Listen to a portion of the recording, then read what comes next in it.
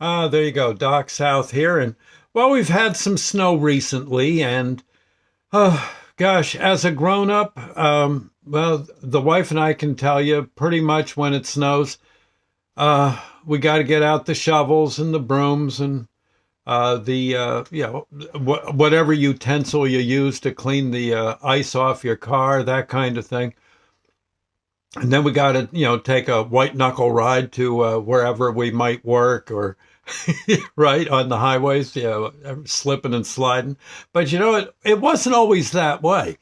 What was really nice was as a kid, boy, you'd see it snowed overnight. You'd run to the window or maybe stand outside the front door or the back door, and you'd hold your ears like that at 7:30. And if the fire siren went off, three blasts, that meant that meant school was closed. The principal saw it our way, and decided to close school for the day. It may be too dangerous for the school buses and all that. Well, that's good. We just go basically skipping back into the house, get a really good breakfast, and call your friends. We're all meeting at Gueren's Hill. Now, I grew up in Chester, New Jersey, and there was there was an area we called Gueren's Hill. There was a farmer, Mr. Gueren, who didn't. He basically raised cows and I think a lot of corn.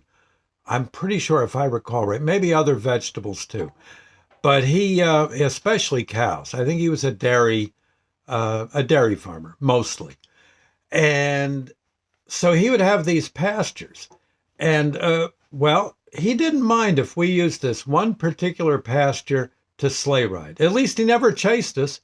I never saw him come out, a shotgun or anything. You fire it in the air, a few salvos over our head. No, he was always pretty nice about it. And he would generally keep the cows out of the field that we were going to sleigh ride in. And then the cows were in, he had another field, and the cows would watch us sleigh ride, and pretty much all was well with the world.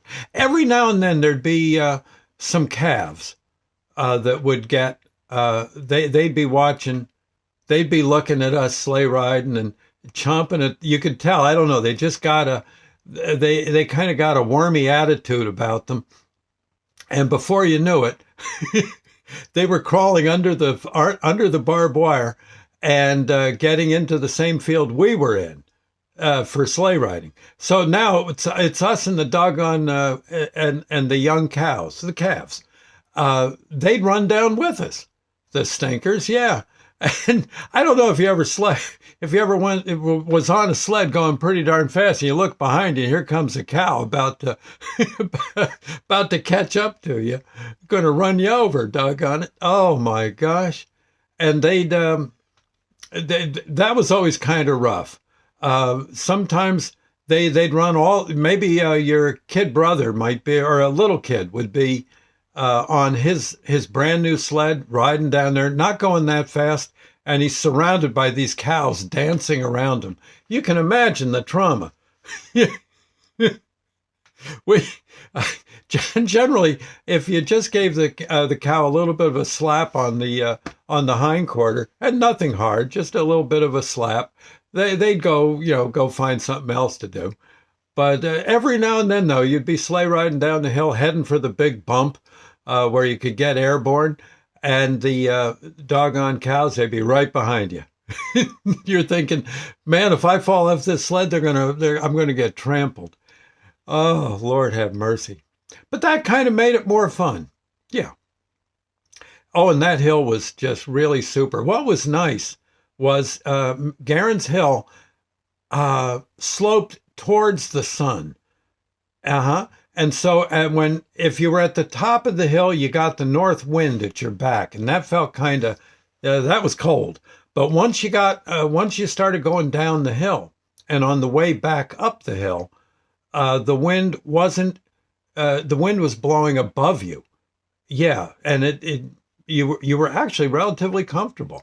The hard part came when it was time to go home and all your clothes were wet, from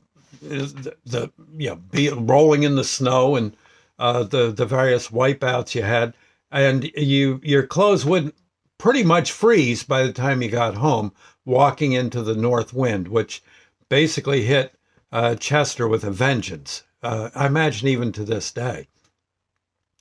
And we'd have but still we'd have the best time. Some of the little kids, if their gloves got wet, their mittens got wet, well, they were in absolute agony. You'd have to get them home, and then just head back out to be out there with the guys. But Garen's Hill had a really nice. There was a bump. Heaven knows what it was. It was probably cow pies. And grass that grew in them over the summer. And if you could find a few of them, you could get going pretty good on your sled, especially if there was ice, a nice top coat of ice on the hill. You could be doing about 30, 40 miles an hour coming down that hill. And you hit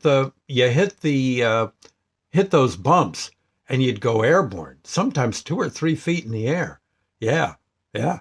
And of course you'd lose your sled. It would come out from under you. We never figured out how to hold the sled right behind us, right under us on our behinds, stuck to our behinds.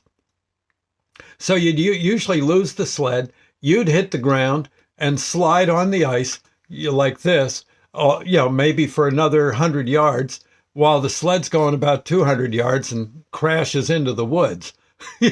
And you have to go get your sled and drag it back. And then getting up the hill was murder because it was all, again, with an ice coating, it was just about impossible. It was all you could do to get to the top of the hill. But you kept struggling because you knew sooner or later you're going to be at the top of that hill looking at all that ice, and you let her rip again. And down you go. We'd be going pretty darn fast. Yeah, oh yeah. Every now and then a kid would somehow wipe out and hit a fence post. And, a little bit of blood, nothing too bad. And, but all in all, I got to say, that was a lot of fun. Old Mr. Gueren, nope, he never minded. Sometimes he'd be watching us, kind of, I think, wishing he had time to go sleigh riding, but he had cows to milk. And calves to have them come back into the proper field with their moms, so they could get some nourishment.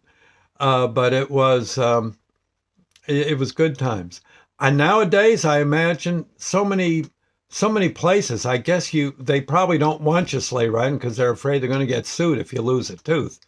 And it's and I guess I can see their point. But oh man, it just went without saying. When it snowed, everybody went to Garen's Hill, and boy.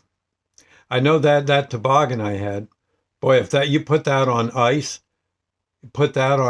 it was much better, safer to put it on snow, nice drifted snow. It would eventually make a run, and you'd have a pretty neat thing going. But with ice, yeah, it would just, and it would just gain speed. Yeah, before you know it, you're going way too fast. Considering there was barbed wire fences at the bottom of the hill and electric fences here and there too. So, and oh yes, they were on. Oh yeah, we found out the hard way about them. But all in all, you couldn't ask for a better day than Garen's Hill and, maybe spaghetti for supper. Life was good. And the next day you'd be in school, wishing you weren't. Lord have mercy. Anyway, I just thought I'd say, good old Mr. Gueren.